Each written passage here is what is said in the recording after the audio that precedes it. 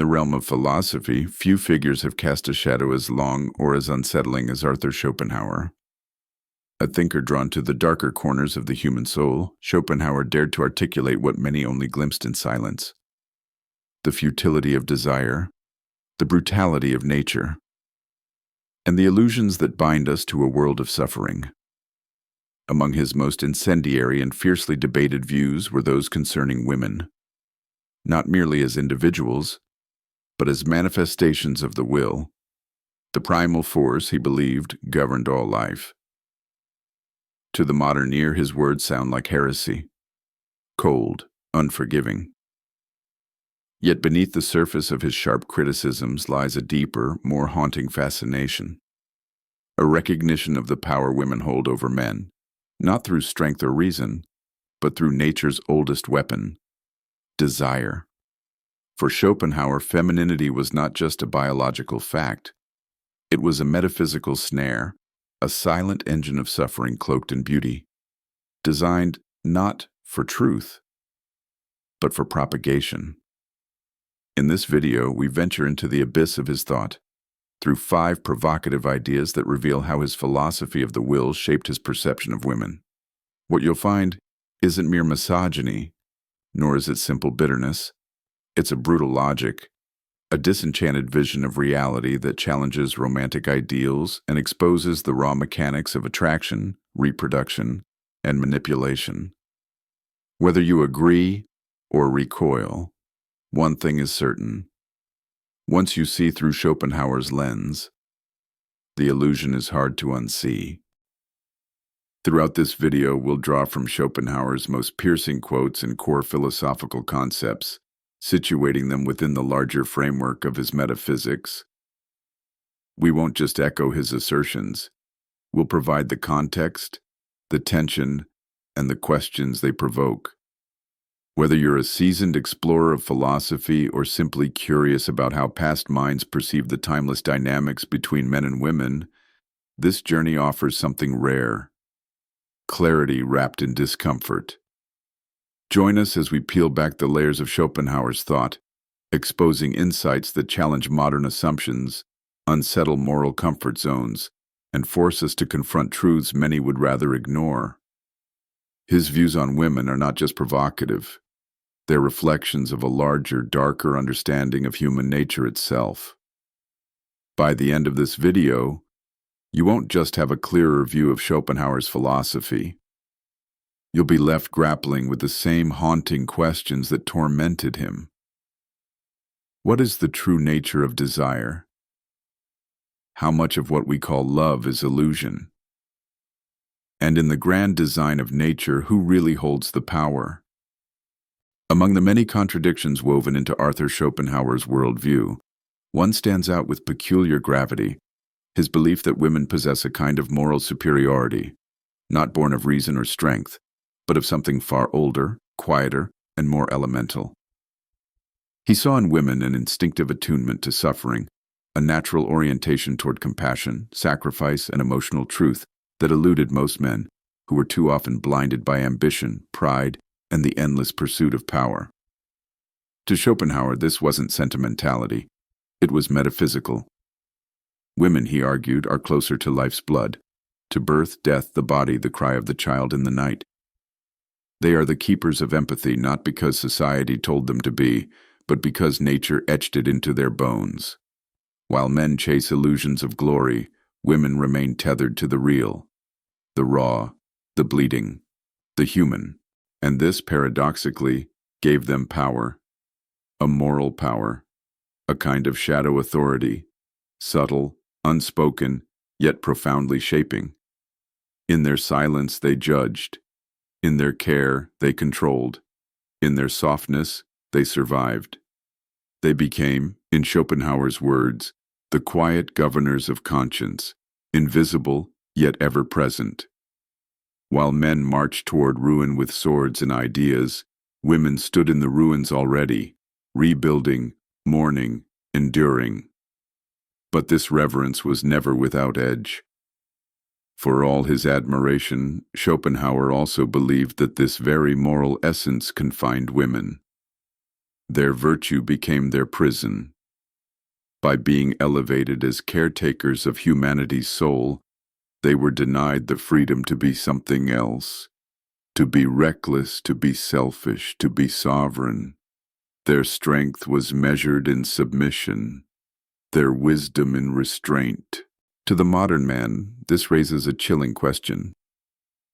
Is moral superiority a blessing or a beautiful form of bondage?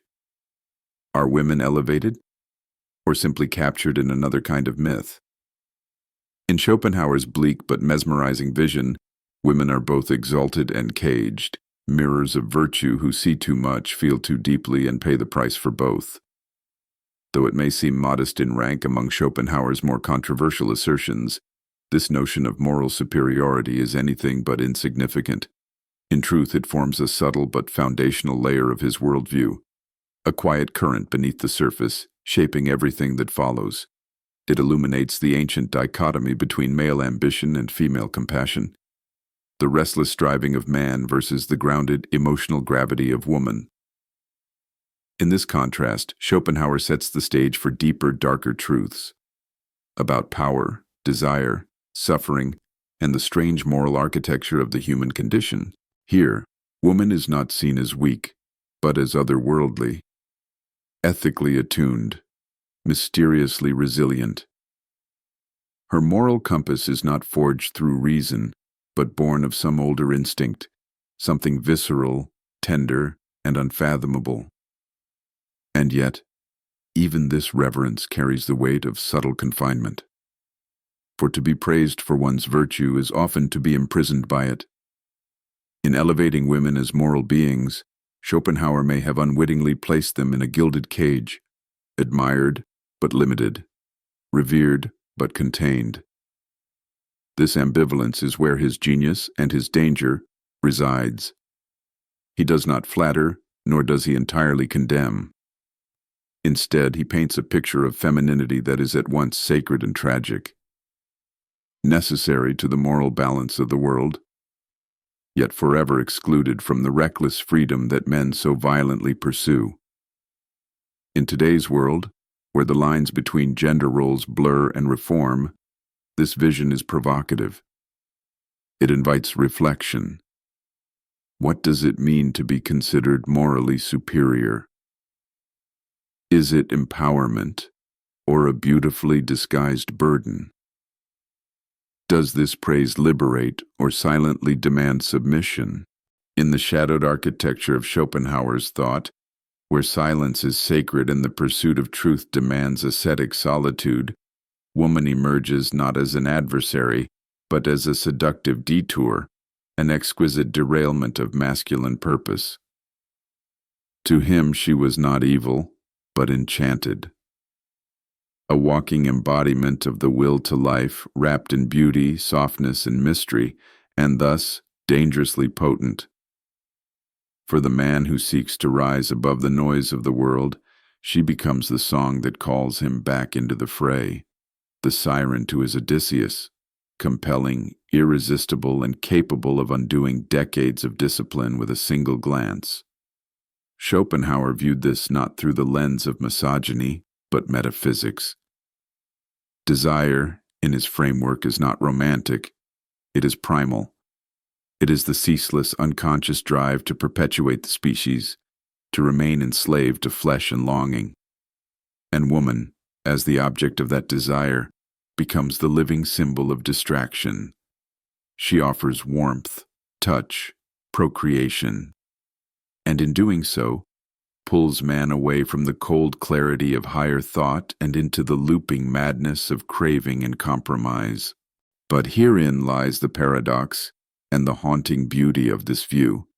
The very thing that inspires art, music, war, and empire, the female form, is also, in Schopenhauer's estimation, the great dissolver of focus, the corrupter of solitude, the saboteur of genius. Man, driven by ambition, builds temples of reason, only to see them crumble under the weight of wanting. This fourth-ranked perspective stands apart from the gentler notion of moral superiority. It is not about reverence, It is about warning, a cautionary whisper to the philosopher, the artist, the seeker. Be wary of beauty. Be wary of the embrace that costs you your fire. And yet, it is precisely this cost that gives women their power. For in distracting man, they reveal him. In pulling him away from the eternal, they expose the fragility of his transcendence. She is not merely a distraction. She is the test, the temptation, the moment where ambition meets its mirror and flinches. As we ascend further into Schopenhauer's hierarchy of ideas, we will see that this view is not merely a critique of women, but a reflection of man's own inner conflict, the eternal war between the call of the stars and the pull of the body, between immortality and the kiss that makes you forget it. In Schopenhauer's desolate vision of the human condition, where suffering is the currency of existence and reason its only fleeting refuge, emotion stands as both a balm and a betrayal, and it is through this lens that he cast his gaze upon woman, not with hatred, but with a grave recognition. She is emotion incarnate. To Schopenhauer, women are not merely emotional by cultural conditioning. They are, in essence, creatures of feeling. Instinctively, reflexively, unapologetically. Their nature, he believed, is rooted not in abstract reasoning or metaphysical speculation, but in the raw pulse of life, of nurturing, fearing, longing, loving. They live closer to the heart of things, and in that closeness lies both their beauty and their burden. This emotional depth, he argued, gifts women with extraordinary powers, the power to intuit, to care, to read the unspoken tremors in another's soul. They are the custodians of empathy, the unseen threads that hold families, communities, and lovers together. But this same depth, Schopenhauer warned, carries with it the shadow of irrationality, volatility, impulsiveness, the chaos of unchecked feeling. In this duality, woman becomes something akin to a storm, not wicked but wild, not inferior but untamed. For the man seeking clarity, she becomes the fog. For the man seeking warmth, she becomes the fire, and in both, he may be consumed. What makes this view especially compelling and unsettling is not just that it celebrates feminine emotional power, but that it questions the price of it. In a world built on order, ambition, and conquest, how does one integrate such tempestuous tenderness? Is it strength or sabotage, a higher moral awareness, or the dismantling of reason? Unlike the lower-ranked views of distraction and moral superiority, which deal with behavior and social consequence, this perspective digs deeper into the architecture of identity. It challenges us to see emotionality not as a flaw to be corrected, but as an existential divergence, a different mode of being, one that men, in their pursuit of control, often misunderstand and fear. In this light, the emotional woman becomes something more than a lover or mother. She is a mirror held to the masculine soul. She shows him what he suppresses, what he cannot control, what he secretly longs for and silently resents. She is tenderness he dare not display, vulnerability he cannot afford. And in that exposure there is both intimacy and danger. As we rise into the final, most piercing insights of Schopenhauer's views on women, we leave behind the familiar terrain of moral and psychological critique and enter the territory of ontology. There, the emotional woman is not just a being, she is a symbol of everything the rational man both desires and dreads. In the grim machinery of Schopenhauer's metaphysics, existence itself is not a triumph, but a curse. A cycle of suffering spun endlessly by the blind and insatiable will to life. And in this great involuntary striving, woman becomes the portal, the sacred threshold through which this will enters the world again, and again, and again. To Schopenhauer, the reproductive power of woman was not a mere biological function. It was a cosmic force, awe-inspiring and terrifying. She is the vessel of birth, the architect of continuity, the harbinger of fate.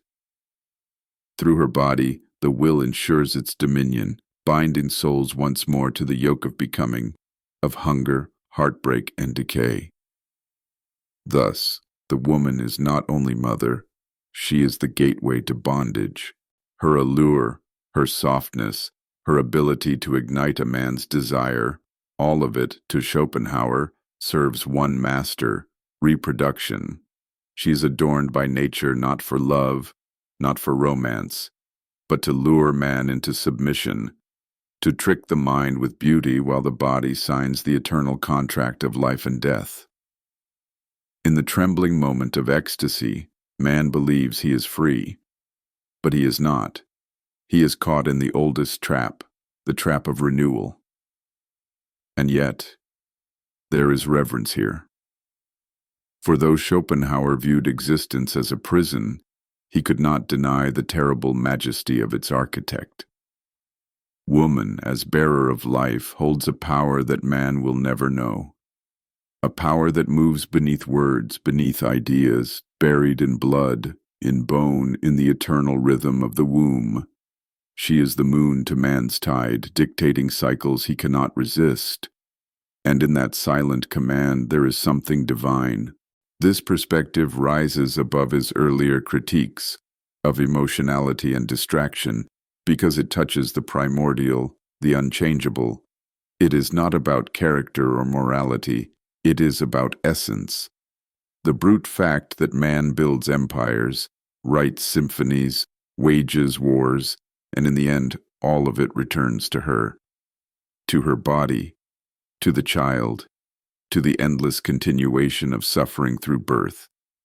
She is both miracle and menace, the giver of life and the enforcer of death.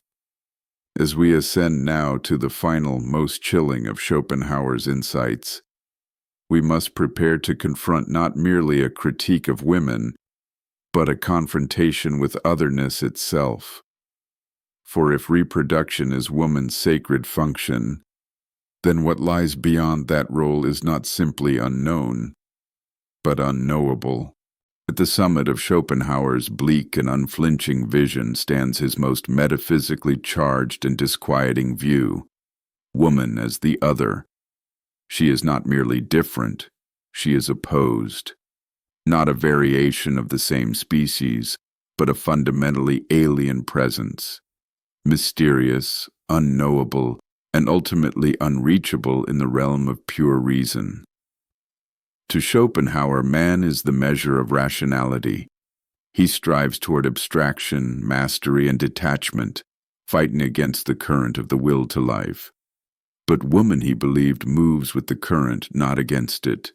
She embodies the very force he seeks to transcend. And in this divergence, Schopenhauer places her outside the masculine world, a shadowed counterpart, bound not to logic but to life itself. She is not enemy nor equal. She is the other, a presence that eludes containment. She resists assimilation into the structures of philosophical thought, not because she lacks intellect, but because her essence belongs to a different order, one rooted in immediacy, in the eternal now, in the primacy of feeling and form. Where man contemplates death, woman carries life. Where man abstracts, woman embodies. Where man seeks meaning, woman becomes it effortlessly without asking. This view is not born of hatred. It is born of metaphysical awe, of the quiet terror that arises when one confronts something utterly other, yet inescapably intimate. For Schopenhauer, the otherness of woman was not an insult. It was a statement of ontological distance, of an unbridgeable divide. In woman, man sees the reminder that he is not whole, that there exists a part of the human condition he cannot access without being consumed by it. She is not merely different in degree, she is different in kind. And that difference, to the Schopenhauerian mind, is profoundly dangerous. For in his bleak metaphysics, where the will enslaves all beings to endless striving, woman becomes the embodiment of that will. Clothed in beauty, drawing man back into the world he seeks to escape. He may try to sublimate, to philosophize, to transcend. But she is gravity, flesh, continuity. In this final highest-ranking perspective, woman is not judged morally. She's not praised or condemned. She's situated, cast into the role of the unknowable companion, whose essence haunts man not because it is evil, but because it is foreign to his struggle. And in that haunting, Schopenhauer reveals a timeless truth, that man's confrontation with the feminine is not only psychological or social, it is existential. She is the mirror that does not reflect, but absorbs, the voice that does not answer, but echoes, the other that reveals, not through explanation, but through presence. And in that presence, man is unmade and made again.